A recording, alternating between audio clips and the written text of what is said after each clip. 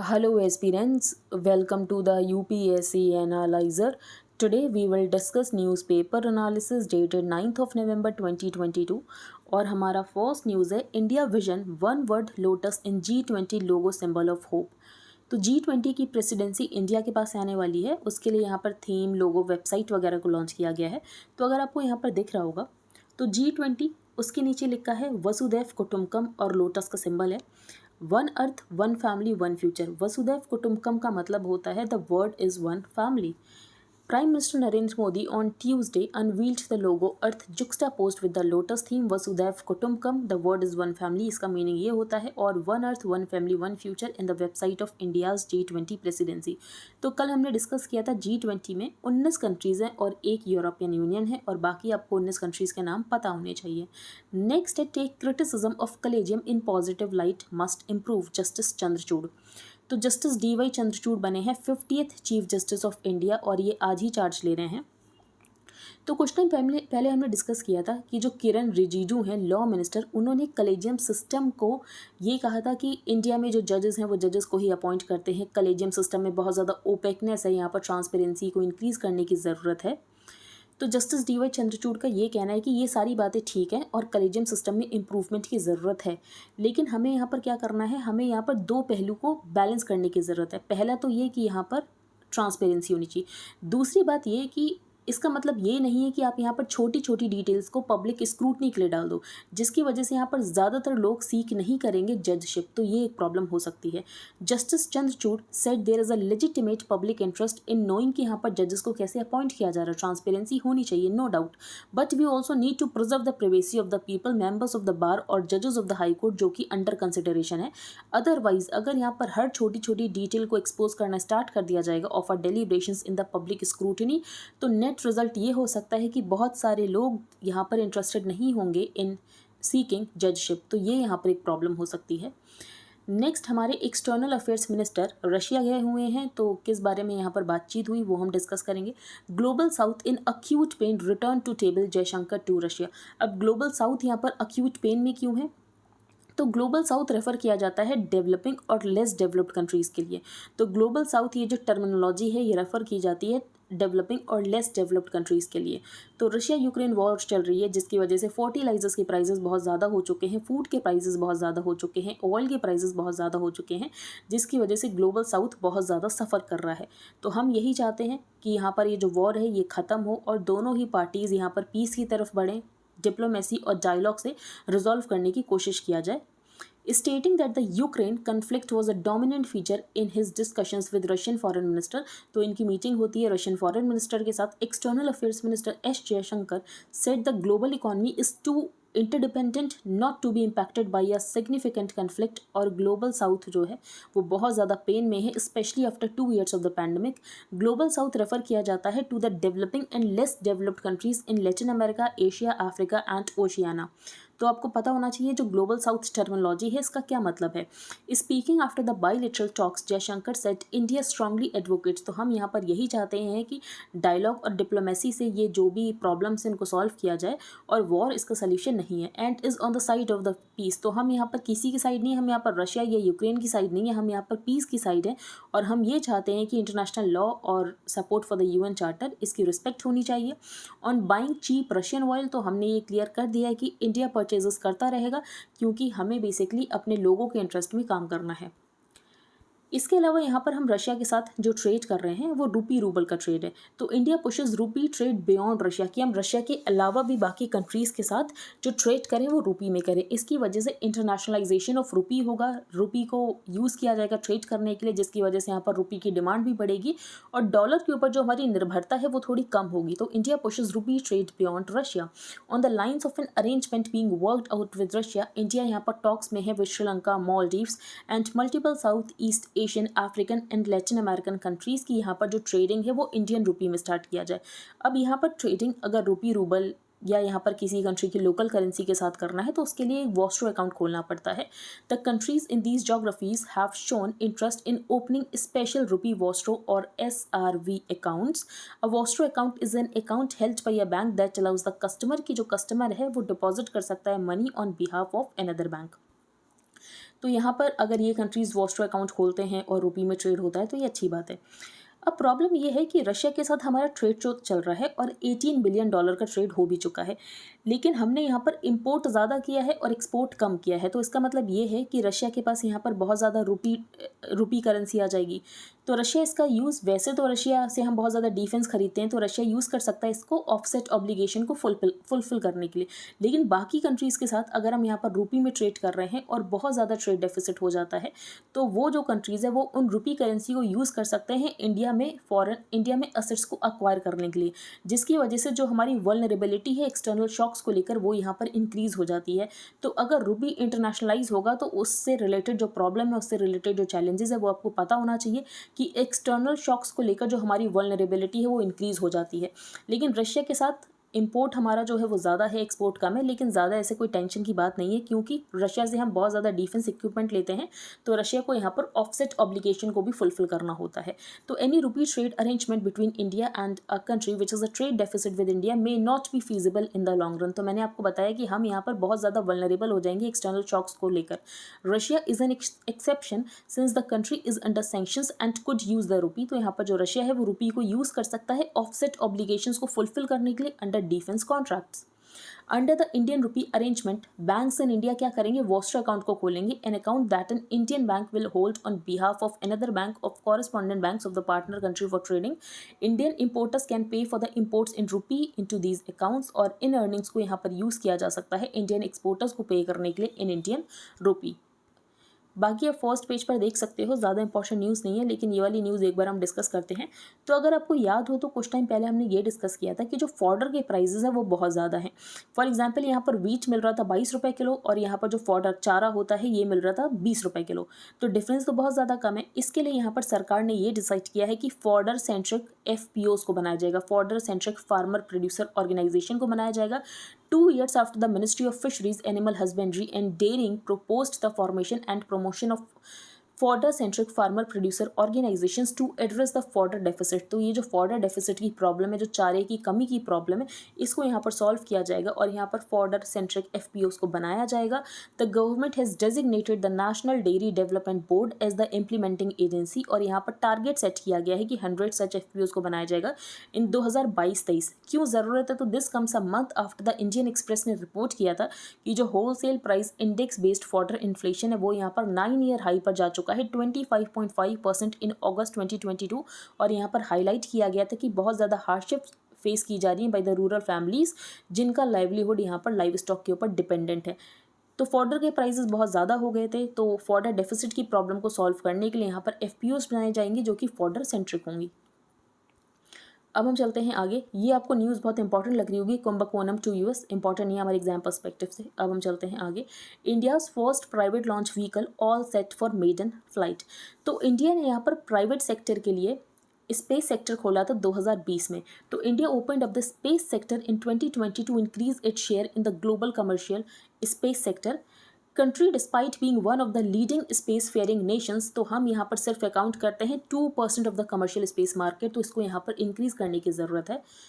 India's first privately developed launch vehicle. अब launch vehicle क्या होती है, फॉर एग्जांपल PSLV GSLV। तो PSLV GSLV ये तो इसरो का है।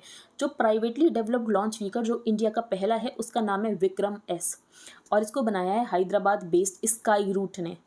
India's first privately developed launch vehicle, Hyderabad-based Skyroot's Vikram-S, is all set to make its maiden flight from the country's only spaceport in Sriharikota between November 12 and 16, marking the beginning of private sector launches. The mission, named Prarambh, will see Vikram-S और यहाँ पर 3 customer satellites को लेकर जाया जाएगा इन अ sub orbital flight. तो यहाँ पर जो प्राइवेट सेक्टर का पार्टिसिपेशन है वो इंक्रीज़ हो रहा है। प्राइवेट सेक्टर के पार्टिसिपेशन को इंक्रीज़ करने के लिए बहुत सारे स्टेप्स यहाँ पर दिए गए थे। फॉर एग्जांपल यहाँ पर इन स्पेस बनाया गया था जिसकी वजह से यहाँ पर प्राइवेट सेक्टर का जो पार्टिसिपेशन है वो आसानी से इंक्रीज़ हो सके। तो आपको क्या पता होना चाहिए, तो पहली प्राइवेट लॉन्च व्हीकल, इसका आपको नाम पता होना चाहिए। बाकी ज़्यादा इंपॉर्टेंट नहीं है कि कितना यहाँ पर पेलोड कैरी कर सकता है, ये तो इंपॉर्टेंट नहीं है। अब हम चलते हैं आगे। CJI चंद्रचूड़। तो यहाँ पर जो चीफ जस्टिस ऑफ इंडिया बने हैं वो बने हैं DY चंद्रचूड़। अब यहाँ पर बताया गया है कि DY चंद्रचूड़ की क्या प्रायोरिटीज़ होनी चाहिए। तो इससे पहले जो चीफ जस्टिस ऑफ इंडिया हैं UU ललित, उन्होंने यहाँ पर कुछ कंसर्न्स बताए थे कि सबसे पहले जो लिस्टिंग ऑफ केसेस में डिले होता है उसको यहाँ पर एड्रेस करना है, जो कि उन्होंने किया भी। तो these included addressing the delay in listing cases and setting up at least 1 constitution bench of 5 जजेस। और यहाँ पर एक कॉन्स्टिट्यूशन बेंच तो होनी ही चाहिए थ्रू आउट द ईयर, जो कि यहाँ पर हमेशा देखे केसेस को। तो एक कॉन्स्टिट्यूशन बेंच होनी चाहिए और यहाँ पर जो लिस्टिंग केसेस में डिले होता है इस डिले को दूर करने की उन्होंने बात की थी। दूसरी बात, the recent remarks by the union minister for law and justice Kiran Rijiju on the collegium system, कि यहाँ पर जो कलेजियम सिस्टम है जजेस को अपॉइंट करने का और यहाँ पर जो लैक ऑफ अकाउंटेबिलिटी है, तो जिसकी वजह से हम यहाँ पर देख रहे हैं कि कुछ तो कन्फ्रंट्रेशन देखने को मिलेगा कि यहाँ पर जो कलेजियम सिस्टम है इसको लेकर यहाँ पर सरकार कोई नया एक्ट पास कर सकती है। फॉर एग्जाम्पल जैसे नेशनल जुडिशियल अपॉइंटमेंट्स कमीशन के लिए एक्ट पास किया गया था, लेकिन एनजेएसी को सुप्रीम कोर्ट ने अनकॉन्स्टिट्यूशनल डिक्लेयर कर दिया था कि ये यहाँ पर जुडिशियरी के इंडिपेंडेंस को हर्ट करता है। The new CJI's foremost task will be to secure the institution from attacks on its credibility and its independence from other pillars। तो ये easy नहीं है क्योंकि इलेक्शन का ईयर है, वैसे भी पॉलिटिकल बैटल्स बहुत ज़्यादा होंगे और पॉलिटिकल बैटल्स जाते हैं कोर्ट रूम्स में। इट इंक्लूड्स कि यहाँ पर जो जुडिशियल वैकेंसीज उनको फिलअप करने की ज़रूरत है, 7 in the supreme court and 335 in the high courts and carrying forward the gains जो कि इंट्रोड्यूस किए गए हैं टेक्नोलॉजी को लाकर to the court rooms, for example e courts, virtual courts. Next यहाँ पर G20 प्रेसिडेंसी इंडिया के पास आने वाली है। तो India's G20 presidency will represent the vulnerable Nations advance south Asian integration. Modi's clarion call was one earth, one family, one future, underscored by the phrase Vasudhaiv Kutumbakam। तो ये तो हमने first page पर ही देख लिया। Apart from the national flag's color, the logo, तो लोगो यहाँ पर डिपिक्ट करता है a lotus with 7 petals on which symbolically rest the earth, its ocean and the 7 continents, signaling a pro-planet approach। तो pro-planet approach यहाँ पर जो लोगो है वो सिग्नल करता है। Modi drove home the point that India's presidency यहाँ पर जो जोग्राफी की लिमिटेशन है उसको ट्रांसेंड करेगा and categories to encompass the world leaving none behind। तो हमें यहाँ पर वॉइस बनना है ग्लोबल साउथ की। ग्लोबल साउथ क्या है? डेवलपिंग और डेवलप्ड कंट्रीज के लिए यहाँ पर रेफर किया जाता है global south. India's G20 presidency coincides with its growing confidence, और हमारा जो स्टेचर है वो बहुत ज़्यादा इंप्रूव हुआ है। At the height of the pandemic India ने 250 मिलियन वैक्सीन को प्रोवाइड किया था, doses to 101 countries apart from other medical assistance. और प्राइम मिनिस्टर मोदी ने यहाँ पर रशिया को जब समरकंद में गए थे, उज़्बेकिस्तान में जब SCO की समिट हो रही थी, उस समय यहाँ पर जब प्रेसिडेंट पुतिन के साथ बाईलेटरल समिट हुई थी, तो प्राइम मिनिस्टर मोदी ने यहाँ पर एडवाइस दिया था, this is not the time for war, this is not the era for war and is anchored in the Athos of peace and non violence, the legacy of Buddha and Gandhi, differences over energy diversification and the emerging challenges in trade and technology. तो इसके लिए reconciliation की ज़रूरत है। हमें US, China और Europe में stagflation देखने को मिल रहा है। स्टैगफ्लेशन का क्या मतलब होता है? ये 2 वर्ड से बना है, स्टैग्नेशन एंड इन्फ्लेशन। स्टैग्नेशन मतलब ग्रोथ भी नहीं हो रही है और इन्फ्लेशन भी बहुत ज़्यादा है। Policy coherence in macro economics and trade is an important imperative at the global supply chain resilience. तो हमें सप्लाई चेन को लेकर रेजिलियंट बनने की ज़रूरत है। For example supply chain disruptions हमें बहुत ज़्यादा देखने को मिले थे कोविड-19 के बाद। Modi advocated cooperation on 3 critical aspect जो कि हैं trusted source, transparency and time frame to improve global supply chains. तो सप्लाई चेन्स को इम्प्रूव करने की ज़रूरत है, सप्लाई चेन में जो डिसरप्शन हो रहा है उसको रिमूव करने की ज़रूरत है। तो उसके लिए सप्लाई चेन रेजिलियंस इनिशिएटिव भी है। तो ये आपको बताना है मुझे कि SCRI में कौन कौन से मेंबर्स हैं।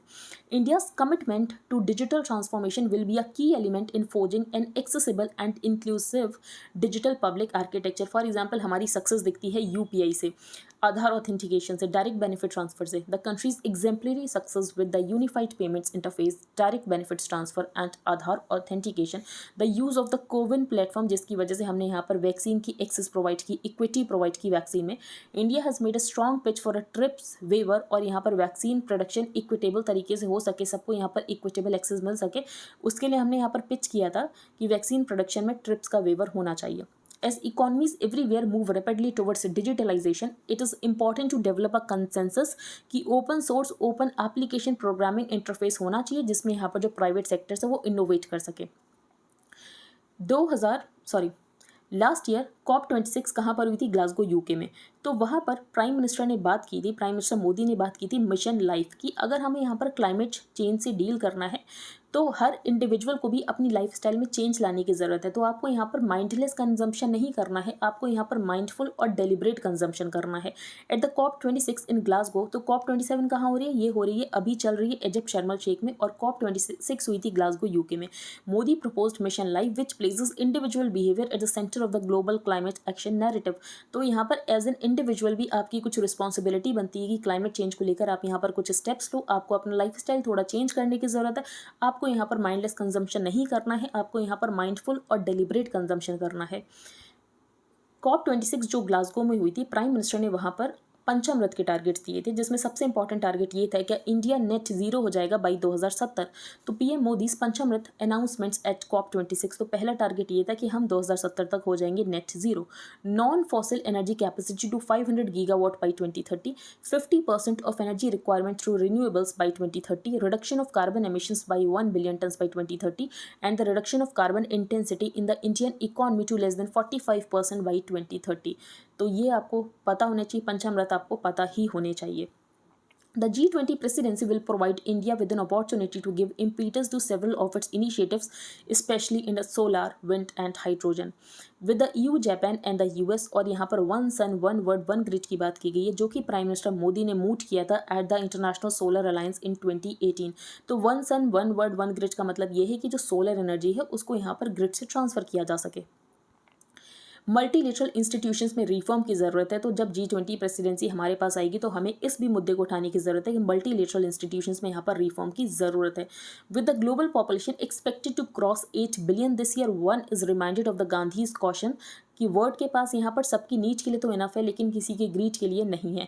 Eight COP27 as well as during its G20 presidency, India will have to focus attention on the climate finance, कि यहाँ पर जो डेवलप्ड कंट्रीज़ को $100 बिलियन देने थे वो तो यहाँ पर देने ही हैं, उसके अलावा भी यहाँ पर डेवलप्ड कंट्रीज़ की रिस्पॉन्सिबिलिटी बनती है कि अडेप्टेशन और मिटिगेशन को लेकर यहाँ पर डेवलप्ड कंट्रीज़ फंड प्रोवाइड करें। हमने कुछ टाइम पहले डिस्कस किया था कि COP27 में जो लॉस एंड डैमेज है और यहाँ पर जो कॉम्पनसेशन प्रोवाइड करना है टू द डेवलपिंग और अंडर डेवलप्ड कंट्रीज़, तो उसको यहाँ पर COP27 के मेन एजेंडा में इंक्लूड किया गया है। और हमने डिस्कस किया था Warsaw international mechanism on loss and damage. तो Warsaw international mechanism on loss and damage, तो ये 2013 में बनाया गया था, लेकिन इसमें कोई भी फंडिंग की बात नहीं की जाती है और ना ही कोई यहाँ पर प्रॉमिस दिया गया था कि हम कोई फंड प्रोवाइड करेंगे फॉर लॉस एंड डैमेज। लेकिन ये बहुत ज़्यादा इंपॉर्टेंट हो जाता है क्योंकि अब कंट्रीज़ जो हैं वो क्लाइमेट चेंज की वजह से बहुत ज़्यादा प्रॉब्लम फेस कर रहे हैं। फॉर एग्जाम्पल पाकिस्तान में हमें वर्स्ट फ्लड देखने को मिली, यूरोप में हमें यहाँ पर बहुत ज़्यादा हीट वेव्स देखने को मिली, ड्रॉट देखने को मिला। अब हम चलते हैं आगे। द न्यू टीचर, इसमें ऐसा कुछ इंपॉर्टेंट पॉइंट मिला नहीं, लेकिन अगर आपको रीड करना है तो आप कर सकते हो। नेक्स्ट है इट्स नॉट अबाउट पॉवर्टी। तो कल हमने डिस्कस किया था कि सुप्रीम कोर्ट ने EWS रिजर्वेशन को अपहेल्ड किया है। अब इस आर्टिकल में उसको क्रिटिसाइज़ किया गया है। कल हमने डिसेंटिंग आर्ग्यूमेंट्स भी देख लिए थे, तो क्रिटिसिज्म एज सच ऑथर का इतना ज़्यादा इंपॉर्टेंट नहीं है, लेकिन एक दो पॉइंट्स हम देख लेते हैं।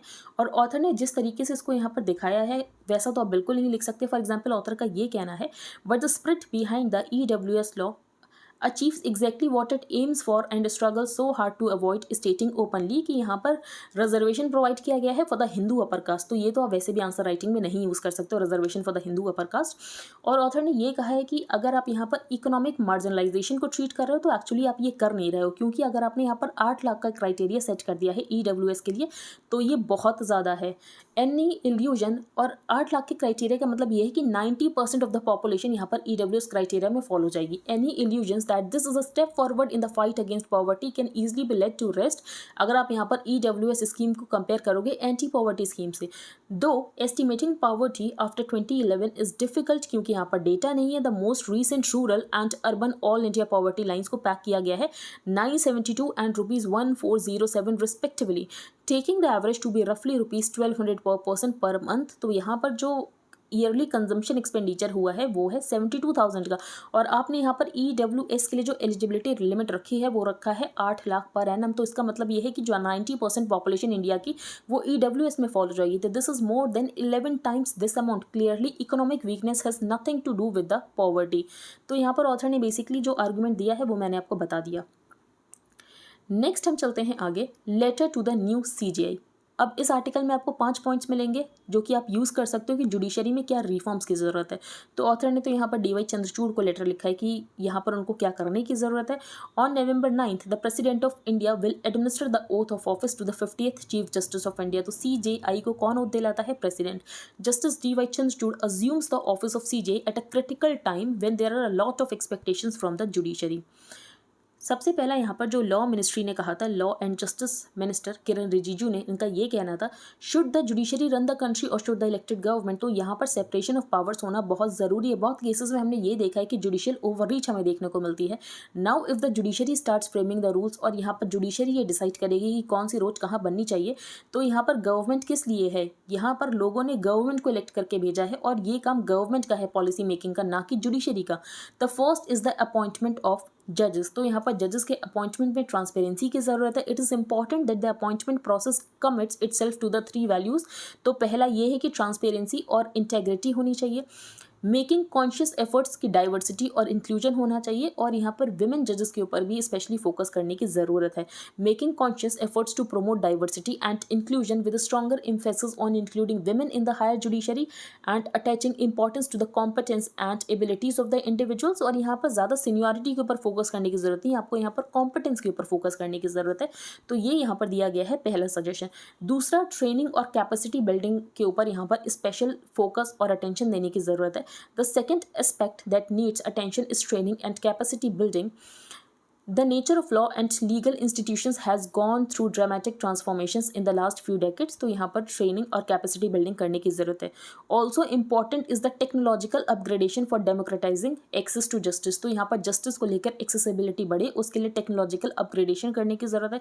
फॉर एग्जाम्पल आप यहाँ पर आर्टिफिशियल इंटेलिजेंस यूज़ कर सकते हो। इसके अलावा कोर्ट्स तो इस्टेब्लिश की ही गई हैं, वर्चुअल हियरिंग्स हो रही हैं।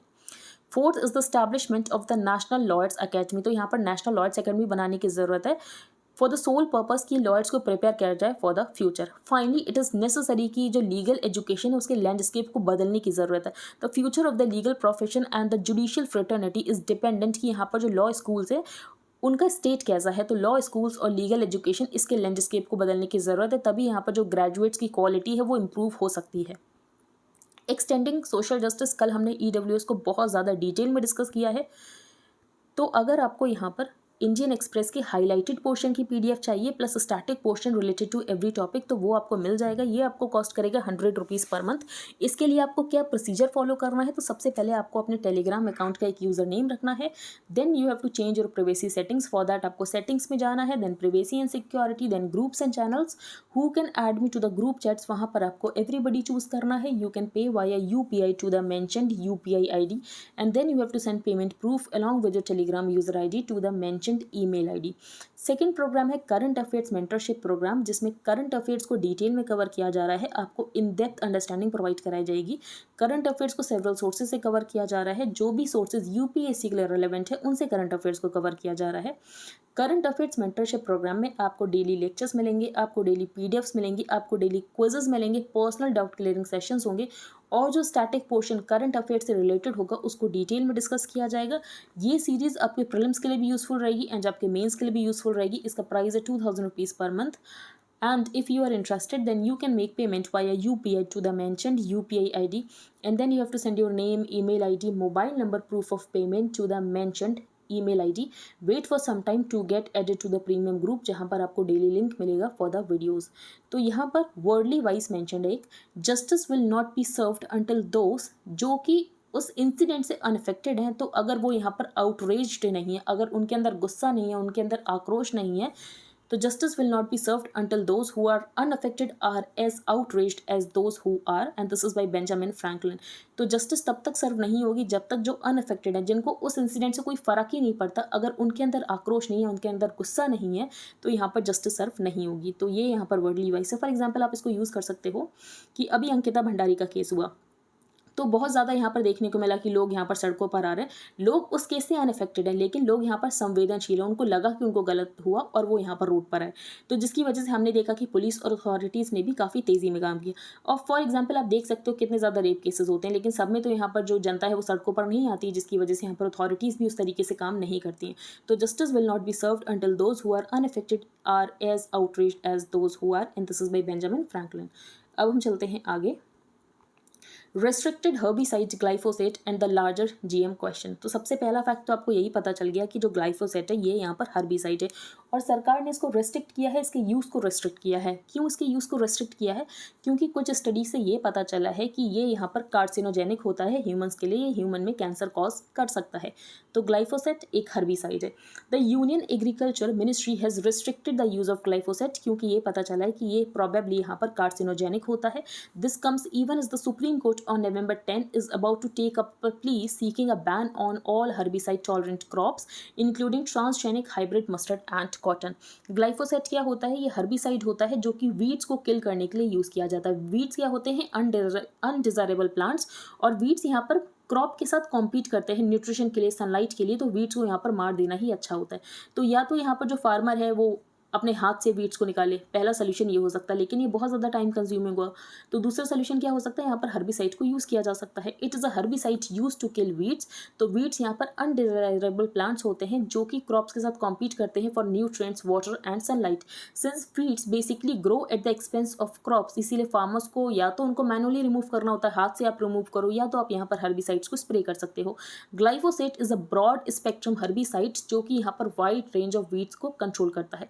It is also non selective killing most plants. तो यहाँ पर हर्बिसाइड को नहीं पता है कि ये वीड है, ये प्लांट है, तो जिसकी वजह से ये यहाँ पर प्लांट को भी किल कर सकता है। अब प्रॉब्लम यहाँ पर आती है कि ये यहाँ पर डिस्टिंग्विश नहीं कर पाता है प्लांट क्रॉप में और यहाँ पर वीट में। अब जिसकी वजह से यहाँ पर जेनेटिक मॉडिफाई किया गया, इसके अलावा यहाँ पर genetic varieties I. When applied to the leaves, it inhibits the production of a protein 5-enol pyruvyl shikimate three phosphate synthase. तो यहाँ पर कौन सा प्रोटीन है ये आपको पता होना चाहिए। इस जो प्रोटीन है इसके प्रोडक्शन को ये रोक देता है। तो जब लीव्स के ऊपर अप्लाई किया जाता है तो ये इस प्रोटीन के प्रोडक्शन को रोक देता है, that is EPSPS, enol pyruvyl shikimate three phosphate synthase. This enzyme produced only by plants and micro organisms synthesises aromatic amino acids जो कि नेसेसरी हैं for their growth. How is glyphosate used in India? तो glyphosate India में use किया जाता है, लेकिन सरकार ने अभी रिसेंटली ही इसके ऊपर रिस्ट्रिक्शन लगाया है। Why has this been done? Glyphosate application has increased only with the advent of genetic modification और ट्रांसजेनिक टेक्नोलॉजी। तो कुछ टाइम पहले हमने यहाँ पर डिस्कस किया था GM मस्टर्ड के बारे में। This has involve incorporating a CP4 EPSPS gene जिसको कि आइसोलेट किया गया है फ्रॉम सॉइल बैक्टीरियम जिसका नाम है agrobacterium tumefaciens into crop plant such as cotton, maize and soybean. This alien gene codes for a protein that does not allow glyphosate. तो यहाँ पर जो ग्लाइफोसेट है वो बाइंड नहीं कर पाता है with the EPSPS enzyme. The GM crop can therefore tolerate the spraying of the herbicide. तो यहाँ पर जो GM क्रॉप है वो तो हर्बिसाइड को टॉलरेट कर देगी और यहाँ पर जो वीड है वो किल हो जाएगा।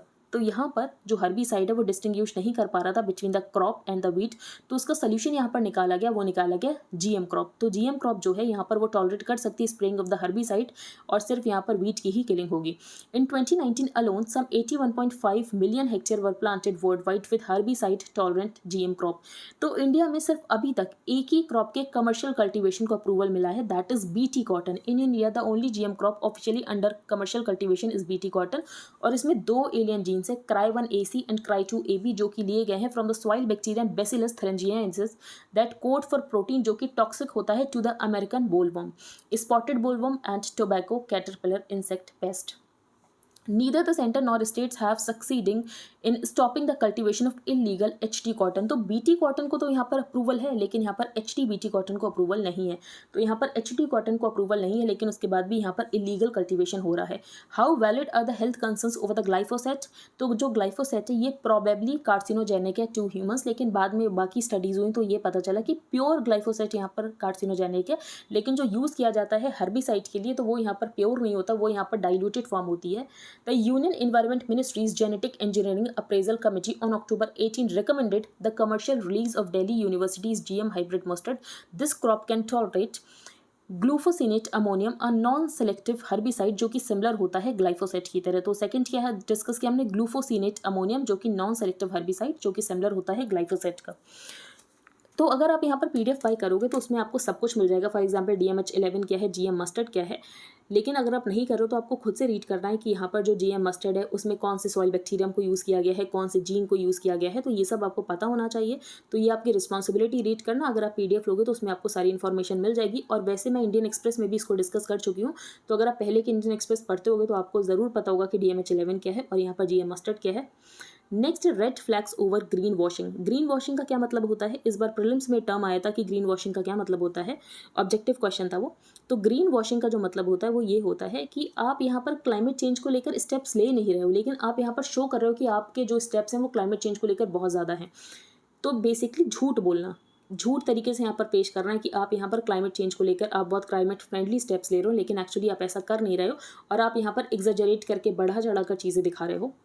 The use of unfair practices in climate action is not new. Corporations and sometimes जो countries है वो अपने actions को exaggerate करते हैं, जो वो यहाँ पर actions ले रहे हैं to fight climate change and also the impact of these actions. In the process, misleading information provide करते हैं, unverifiable claims करते हैं and sometimes वो अपने products के बारे में पूरी तरीके से झूठ बोलते हैं कि उनका जो प्रोडक्ट है वो यहाँ पर क्लाइमेट फ्रेंडली है, उनके जो प्रोसेस है वो यहाँ पर क्लाइमेट फ्रेंडली है।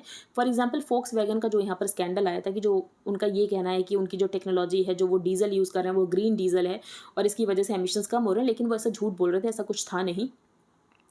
There will be zero tolerance for green washing, तो ये अभी COP27 में ये बात कही गई है। तो COP27 इजिप्ट में हो रही है, शर्म अल शेख में। What is green washing? There is growing tendency among firms and governments to mark all kind of activities. तो यहाँ पर गवर्नमेंट या फर्म्स कुछ भी करते हैं तो वो ऐसा दिखाने की कोशिश कर रहे हैं कि ये क्लाइमेट फ्रेंडली तरीके से किया जा रहा है एज समथिंग जिसकी वजह से यहाँ पर एमिशन रिडक्शन होगा या तो एमिशन यहाँ पर अवॉइड होंगे। मैनी ऑफ दीज क्लेम्स यहाँ पर अनवेरिफिएबल है, मिसलीडिंग है और डुबियस हैं। While they help in boosting the image of the entity कि यहाँ पर ये जो फर्म है ये तो क्लाइमेट फ्रेंडली है और क्लाइमेट चेंज को लेकर बहुत ज़्यादा स्टेप्स ले रही है, लेकिन एक्चुअली ऐसा कुछ हो नहीं रहा होता है। Developed countries for example are often accuse कि वो अपने इन्वेस्टमेंट को ग्रीन वॉश करते हैं। अगर वो कोई भी इन्वेस्टमेंट करते हैं डेवलपिंग कंट्रीज में तो वो ये दिखाते हैं कि इस इन्वेस्टमेंट की वजह से यहाँ पर जो एमिशन है वो कम होंगे। तो developed countries for example are often accuse of green washing their normal business investments in developing countries और their bilateral aid by highlighting climate co benefits of the financial flows sometimes with very little justification. तो यहाँ पर हर कोई कर रहा है, ये exaggerate कर रहा है, फर्म्स भी कर रही हैं, सरकार भी कर रही है। Green washing presents a false picture of the progress being made on the climate change front. Thereby हम यहाँ पर दुनिया को एक डिजास्टर की तरफ लेकर जा रहे हैं। While at the same time यहाँ पर जो फर्म है वो बात करेगी कि उसके क्लाइमेट फ्रेंडली स्टेप्स है तो ऑफकोर्स उस फर्म को कुछ इंसेंटिव भी दिए जाएंगे। While at the same time rewarding entities जो कि ऐसा इररिस्पॉन्सिबल बिहेवियर शो कर रहे हैं। The processes and the products that can potentially cut emissions are so many कि ये बहुत ज़्यादा इंपॉसिबल हो गया है मॉनिटर करना और वेरीफाई करना क्या इस प्रोडक्ट की वजह से यहाँ पर एमिशन कम हो रहा है या नहीं हो रहा है।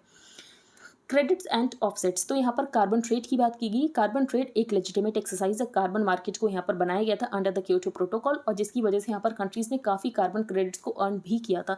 तो carbon trade is a legitimate exercise, in fact it is officially encouraged. Countries और firms that reduce emissions beyond their mandate are granted carbon credits. तो यहाँ पर जितना उनको एमिशंस कम करना है अगर वो उससे ज़्यादा कम करते हैं तो वो यहाँ पर कार्बन क्रेडिट्स को अर्न करते हैं जिसको कि वो यहाँ पर ट्रेड कर सकते हैं, which can then be bought for money by entities जिन्होंने अपने टारगेट्स को नहीं अचीव किया है। फॉर एग्जाम्पल यहाँ पर किसी ने कम टारगेट्स को अचीव किया है तो जिसके पास यहाँ पर कार्बन क्रेडिट्स है वो उसको दे सकता है in lieu of money, in exchange of money. There was a carbon market under the Kyoto protocol और न्यू वन को यहाँ पर क्रिएट किया गया है under the Paris agreement as well. But the scope of the carbon market has increased many fold since it was first conceptualized. Informal carbon markets भी exist करते हैं। The credits are often certified by unofficial third party companies और यहाँ पर दूसरों को बेचे जाते हैं। Such transactions particularly in informal bilateral or voluntary markets, तो इनको फ्लैग किया गया है क्योंकि यहाँ पर lack of integrity है और डबल काउंटिंग भी हो सकती है। तो क्योटो प्रोटोकॉल में कुछ कंट्रीज ने बहुत ज़्यादा कार्बन क्रेडिट्स अर्न कर लिए थे, फॉर एग्जांपल इंडिया और ब्राज़ील। तो कंट्रीज लाइक इंडिया और Brazil had accumulated huge carbon credits under the Kyoto protocol और वो चाहते थे कि ये जो कार्बन क्रेडिट्स हैं इनको यूज़ किया जा सके न्यू मार्केट में and wanted these to be transition to the new market being set up under the Paris agreement. तो डेवलप्ड कंट्रीज ने यहाँ पर क्वेश्चन किया था कि आपके जो कार्बन क्रेडिट्स हैं ये कितने एक्यूरेट हैं, but many developed countries resisted this, questioning the integrity of the credits and claiming they did not accurately represent productions in emissions. तो कार्बन ऑफसेट फ्रॉम फॉरेस्ट ये सबसे ज़्यादा कॉन्ट्रोवर्शियल पॉइंट है। Way forward क्या हो सकता है, तो यहाँ पर रिकमेंड किया गया है that the corporations pursuing net zero targets, तो उनको यहाँ पर स्टार्टिंग में ही अलाउ ना किया जाए कि आप यहाँ पर क्या कर सकते हो, आप यहाँ पर ऑफसेट कर सकते हो, तो ऑफसेट मैकेनिज्म उनको स्टार्टिंग में ना दी जाए। In addition the corporations have been advise not to use offset mechanisms at the start of their journey to net zero status. तो ग्रीन वॉशिंग इस टर्म का आपको मतलब पता होना चाहिए। नेक्स्ट है mother tongue survey of India. The Ministry of Home Affairs has completed the Mother Tongue Survey of India with field videography of the country's 576 languages। और यहाँ पर कितनी languages और dialects हैं, तो ये हैं 19,500। As per an analysis of 2011 linguistic census data in 2018, more than 19,500 languages और dialects इंडिया में बोले जाते हैं as mother tongues। तो ये आपको पता होना चाहिए। अब हम चलते हैं आगे। यूएस में मिड टर्म इलेक्शंस चल रहे हैं। The party that controls the white house, तो इस बार जो पार्टी कंट्रोल कर रही है व्हाइट हाउस वो तो जो बाइडन की पार्टी है जो कि है डेमोक्रेट। तो टिपिकली वो मिड टर्म इलेक्शंस हार जाती है और इस बार भी हमें ऐसा ही देखने को मिल रहा है। तो हो सकता है कि मिड टर्म इलेक्शंस में यहाँ पर ज़्यादा सीट्स मिले रिपब्लिकन्स को। Polls suggest Tuesday's results will be no exception as concerns about high inflation and crime. तो यूएस में हाई इन्फ्लेशन की प्रॉब्लम है, गन वॉयलेंस की प्रॉब्लम है, as highlighted by the Republicans outweigh warning from Democrats कि यहाँ पर जो नेशनल एबॉर्शन को एंड किया गया था, रो वर्सेज वेड जजमेंट को जो रिवर्स किया गया था, उसके रिगार्डिंग यहाँ पर इन्होंने इस इशू को हाईलाइट किया था। लेकिन लोगों के लिए जो मेन मुद्दा है वो है इन्फ्लेशन और क्राइम। अब हम चलते हैं आगे। Zelensky open to talks with Russia on Ukraine term. तो जेलेंस्की ने यहाँ पर कहा है कि वो रशिया से बात करेंगे लेकिन यहाँ पर यूक्रेन की शर्तों पर करेंगे। Ukraine president has suggested he is open to peace talks with Russia. तो इसी इंसान ने लास्ट मंथ यहाँ पर ऐसा कुछ डिक्री साइन किया था कि यहाँ पर ये पुतिन से बात तो नहीं करेंगे, अगर रशिया में नया प्रेसिडेंट आता तभी ज़रूर बात करने के बारे में सोच सकते हैं। तो Ukraine president has suggested he is open to peace talks with Russia, softening his earlier refusal कि ये यहाँ पर प्रेसिडेंट पुतिन के साथ नेगोशिएट नहीं करेंगे। Russia into real peace talks reflected a change in rhetoric for a man who signed a decree in late September. और इन्होंने ये कहा था कि पुतिन के साथ तो टॉक्स कर ही नहीं सकते, जब तक यहाँ पर नया प्रेसिडेंट नहीं आएगा ये बात नहीं करेंगे। India to become third largest economy stock market by 2030। तो US banking group Morgan Stanley ने ये कहा है कि जो इंडिया की जीडीपी है वो 2031 तक क्रॉस कर जाएगी $7.5 ट्रिलियन को। अब ये डेटा इतना ज़्यादा इंपॉर्टेंट है नहीं क्योंकि आप US banking group Morgan Stanley इसका डेटा तो एग्जाम में नहीं कोट करोगे। Has said India set to become the world's third largest economy in the stock market by the end of this decade with the GDP यहाँ पर cross कर जाएगी $7.5 trillion by 2031, more than double the current level. Next जो news है ज़्यादा important नहीं है लेकिन एक बार हम डिस्कस कर लेते हैं। SEBI RBI yet to reach pact with the EU on action against clearing bodies. अब क्या एक्शन लिया गया था क्लियरिंग बॉडीज़ के अगेंस्ट? तो 6 इंडियन क्लियरिंग कॉरपोरेशंस को यहाँ पर European Securities and Market Authority ने इनको डी रिकॉग्नाइज कर दिया था। तो derecognition of 6 Indian clearing corporations by European Securities and Markets Authority will pose a threat to the existence of European banks, क्योंकि ये यहाँ पर अब क्लियरिंग नहीं प्रोवाइड कर पाएंगी और सेटलमेंट फैसिलिटीज़ नहीं प्रोवाइड कर पाएंगी to their clients in India. तो ये यहाँ पर प्रॉब्लम है। जो सीसीपी है सेंट्रल काउंटर पार्टीज, ये ऑथोराइज्ड है बाय द आरबीआई कि ये इंडिया में ऑपरेट कर सकता है under payment and settlement system act of 2007। Under the RBI rules a foreign CCP can also apply to the RBI for approval as a recognise CCP for its operations including clearing and settlement in India. तो दूसरा fact आपको ये पता चला कि जो foreign CCP है वो भी अप्लाई कर सकता है to the RBI for approval as a recognised CCP. CCPs perform 2 main functions as the intermediary in a transaction. तो इनका यहाँ पर मेन फंक्शन ये होता है clearing and settlement and guarantee the terms of a trade. Clearing and settlement and guarantee the terms of a trade. फिर हमने यहाँ पर डिस्कस किया जो CCP है वो ऑथोराइज किया जाता है by the RBI to operate in India under payment and settlement act of 2007। और इसके अलावा यहाँ पर जो फॉरेन सीसीपी है वो भी अप्लाई कर सकता है to the RBI for approval as a recognised CCP. Derecognition की वजह से यहाँ पर क्या प्रॉब्लम होगी, तो यहाँ पर फैसिलिटीज़ नहीं प्रोवाइड कर सकते हैं clearing and settlement facilities to their clients in India. तो ये यहाँ पर प्रॉब्लम होने वाली है। तो आई होप आपको सब कुछ क्लियर हो गया हो। अगर आपका कोई भी डाउट हो तो आप टेलीग्राम ग्रुप पर पोस्ट कर सकते हो। If you liked the video then please like share and subscribe. Thank you and have a nice day.